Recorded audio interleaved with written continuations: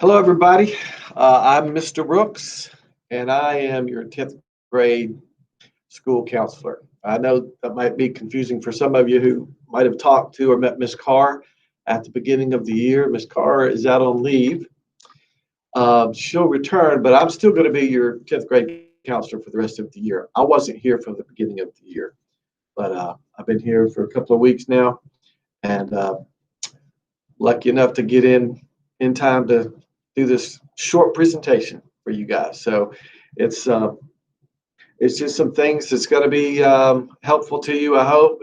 It shouldn't last very long. About the time you start losing interest, I should be finished. So just bear with me and listen up, because it will be some information that's going to be helpful, and you might want to write some of this stuff down too. So if you want to get out, shoot a paper and something to write with. The first thing, and some of you may already have kind of been over this, but I wanted to go over your transcripts. Okay, this is a typical transcript if you haven't seen one yet. And I've marked all the personal information out because I am using students here, so I've marked all the personal information out. So you'll have a transcript, and this is what it should look like now, because see, what you'll see here is the 9th grade. This is your 9th grade year. And I've got highlighted the courses that you've taken, the marks or the grades that you made in that course, and then whether you earned a credit or not.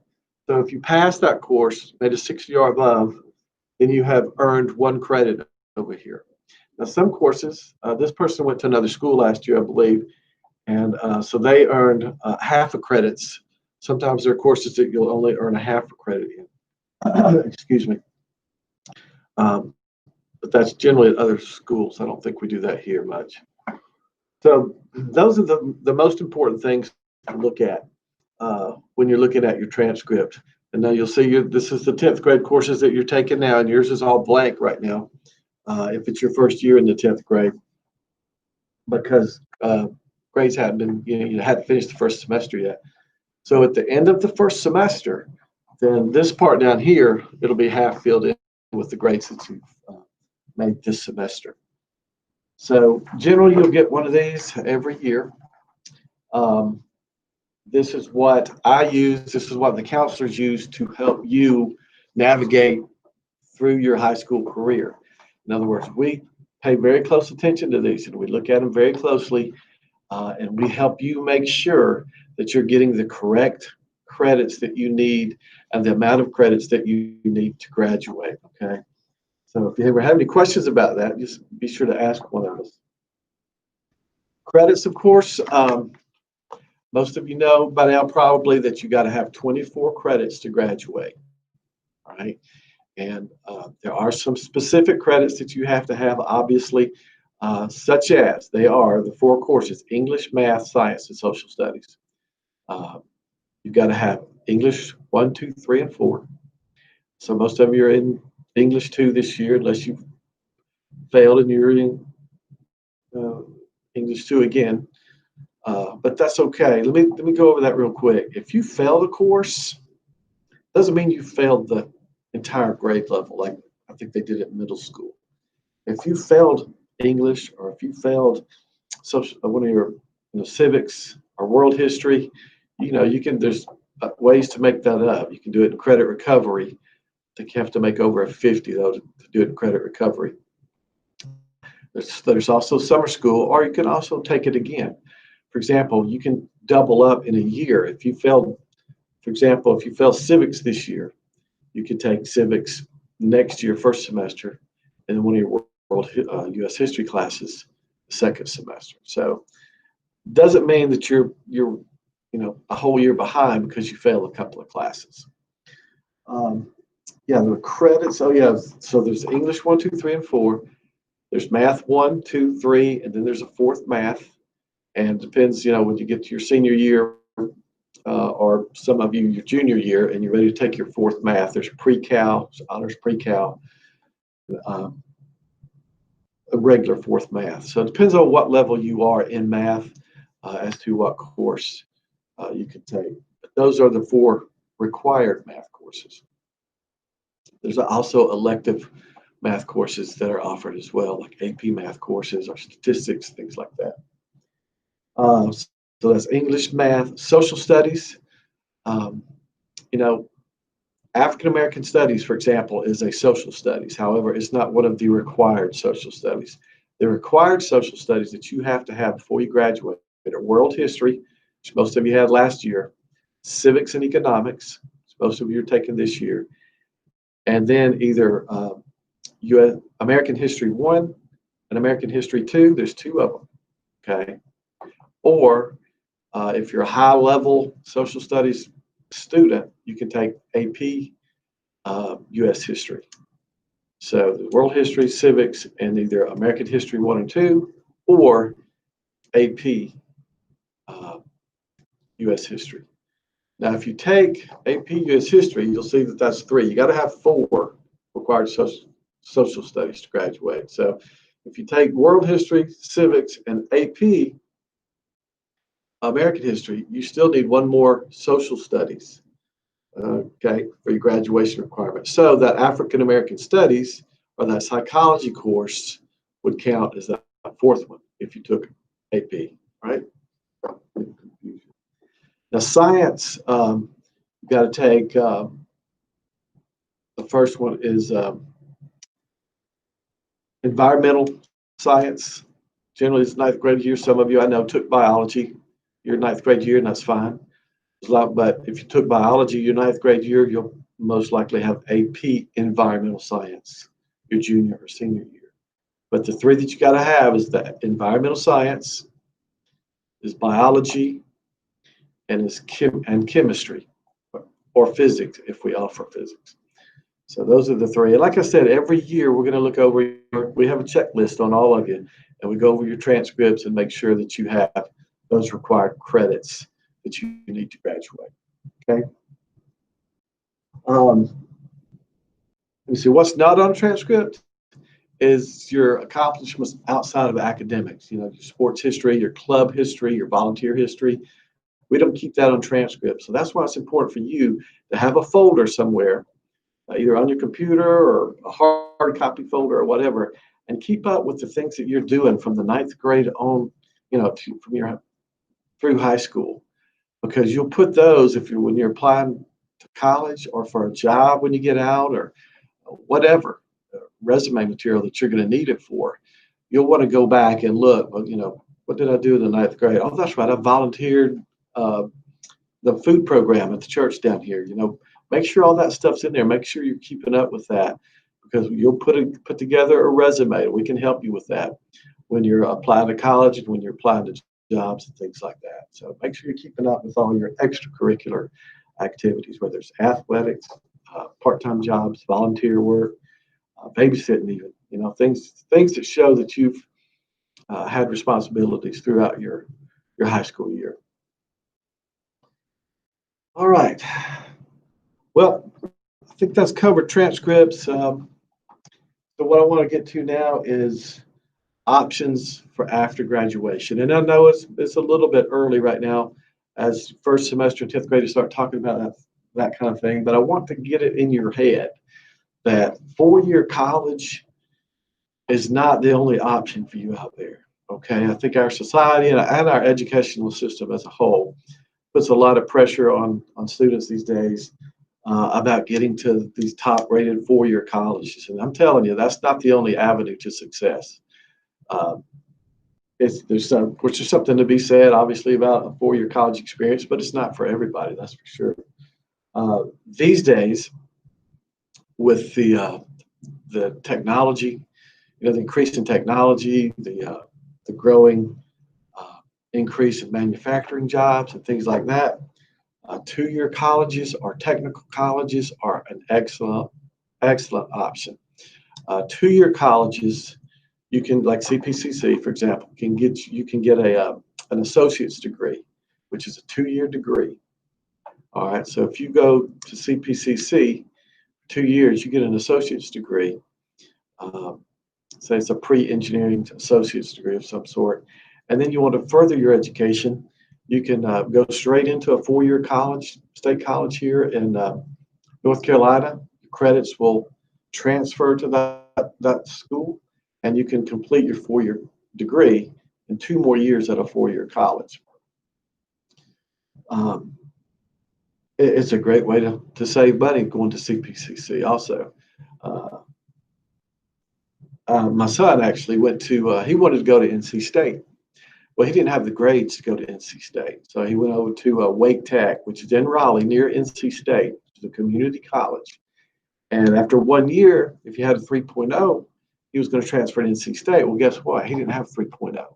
So he had to stay another year at Wake Tech, which he ended up loving because of the small classes. He had the same teacher 2 or 3 times and ended up really loving it at Wake Tech Community College. But he is also close enough to NC State where he could have a little bit of the 4-year college experience.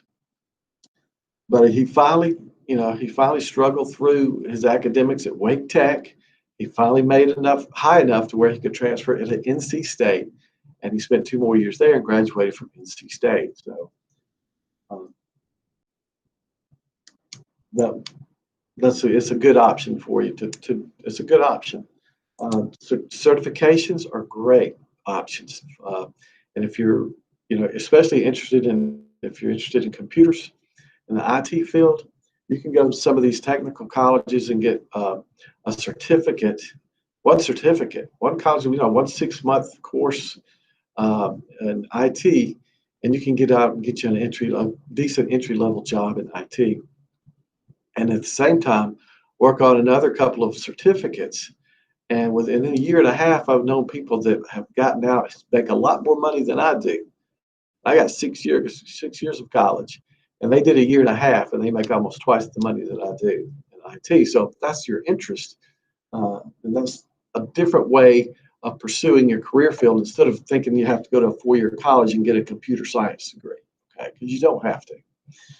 So another great option is the military. Obviously, it's overlooked quite a bit, but there's different types. There's different branches. Obviously, the Army and the Marines. They're more out in the field working, but all of these military branches, have professional jobs also. I happen to be in the Air Force National Guard, so I get to see all these different career fields like nursing, like IT, like engineering. There's people that go in and you get paid to work and to be trained in things like mechanical engineering. I know people that work on these big airplanes and helicopters, and after 4 to 6 years, they get out of the military and they can go get them a job out in the civilian world, good paying, career-oriented type job. And of course, you can also make a career out of the military as well. That's also a great option. So it's great, if you feel the desire to serve, that's a great option for you.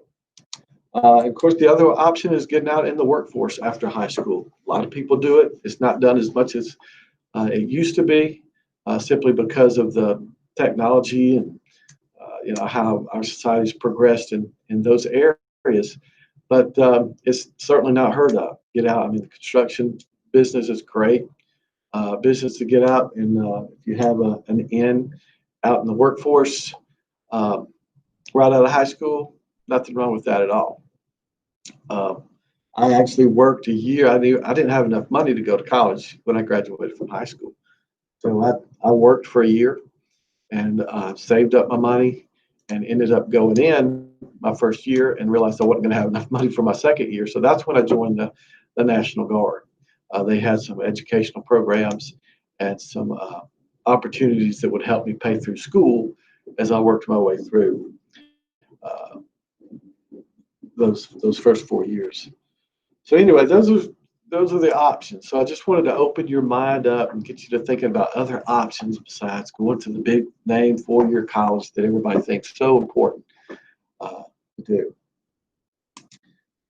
Okay, now if you do want to go to a 4-year college, there's a certain timeline that you want to kind of follow, and a great resource. And I think all of you should, regardless of what you're planning on doing after high school, Uh, right now in the 10th grade, write this down, CFNC. If you haven't already heard of it, cfnc.org. Okay, that's a great statewide website that will take you step by step, starting in the ninth grade, step by step, what you should be doing for the next 4 years before you graduate from high school. Awesome, updated, great information, and it's a really, really good resource. And all of you should be checking that particular website out. CFNC. Excuse me. It'll go over a timeline in a lot more detail, but just real quick, as a 10th grader right now, like I said, it's early for you, but it doesn't mean you can't start go ahead and thinking about, what type of school you would like to go to, um, even what type of degree, where are your interests? And if you're not sure, like most 10th graders aren't sure, most 12th graders aren't sure. So don't worry about that. But what you can do is you can go on, I'm sure all of you are familiar with Naviance by now. You can go onto the Naviance website, and there's really good interest inventory there. And plus you could Google all day, interest inventories all day. They're all over the place. And what they are, they're not going to tell you what you need to be. What they're going to do is going to ask you a bunch of questions, and it's going to compare the answers that you give to answers that people in different occupations give. In other words, it's going to compare your answers to how somebody answered it over here who's an accountant. You may have the same type of answers they have, or you may have the same type of answers that these construction workers have answered. So it kind of gives you an idea of where your interests or your aptitudes even might lay. So you really should check those out, especially if you really just don't know what's even out there. I knew as a high school student, I had no idea. I had no idea of the types of occupations and careers that were out there. I just, I wasn't in an environment that taught me those things. And of course, we didn't have technology like you can just click on, your buttons, and you have this whole world of occupations and opportunities and careers that you can take a look at these days. So take advantage of that. It's not just for this right here all the time. Okay. So anyway, by this time next year, if you're planning on going to college, or if you're looking into technical school or an associate's degree, 2-year associate's degree, you should start having a good idea of which schools are out there and available for you. Okay. And you should have a good idea of kind of what you're leaning towards. And you want to start thinking about things like, do I want to go to a school or a college here at home where I can live with my parents? Which is, nothing wrong with that. As long as you're pursuing something worthwhile, nothing wrong with that. And it helps everybody. So, or you want to ask yourself, do you want to go to a college away from home, a big 4-year school, a small 4-year school, a school in an urban area, a school in a rural area, a school near the suburbs? See, these are all kind of things that you want to start thinking about. And then by the end of your junior year, you want to have narrowed that selection down and maybe start going to some of those college campuses and kind of getting a feel of what it's like to be there on that campus. Because I know some people that's like, can't wait to get to this school, and this is the college they want to go to. They've been planning on it for years, and then they go to the campus, and then there's just something about it that they don't like. Maybe it's too close to town, or maybe they don't. I don't know. It's just a feeling that some people get, and they totally change their mind about it. So campus visits, I know a lot of them are virtual these days, but it's always good to physically go to campus when you get ready to go there. And then also by this time next year, you need to start thinking about a time when you want to take the SAT. This again, this is for the 4-year college eligibility. Generally, it's taken your second semester of your junior year. And then if you're not happy with the score or think you can improve it, take it again first semester of your senior year. Generally, after 2 times taking the SAT, your score doesn't go up that much. I mean, that's generally speaking. But after 2 times, yeah, it doesn't really help that much. All right, almost done. I want to touch base with you about, well, first of all, early graduation. You're in the 10th grade now. You can graduate at the end of your 11th grade year. All right, it's very possible, especially if you haven't failed any grades. But even if you may have failed a couple of grades, it might still be possible to graduate at the end of your 11th grade year. All right. So what you'll do when spring comes around, actually I think it's more like February now, that we do start doing schedule planning for next year, the 21-22 year. You'll just let me know that you want to graduate your 11th grade year. Okay. If you have questions about it now, you can shoot me an email and ask me if you think you can do it. But you don't have to. If you haven't failed any classes, you're pretty much going to be able to. Because think about it, 24 credits, right? 3 times 8, 3 years. You get 8 credits a year. 3 years times 8 credits a year is 24. So it's very easy to do.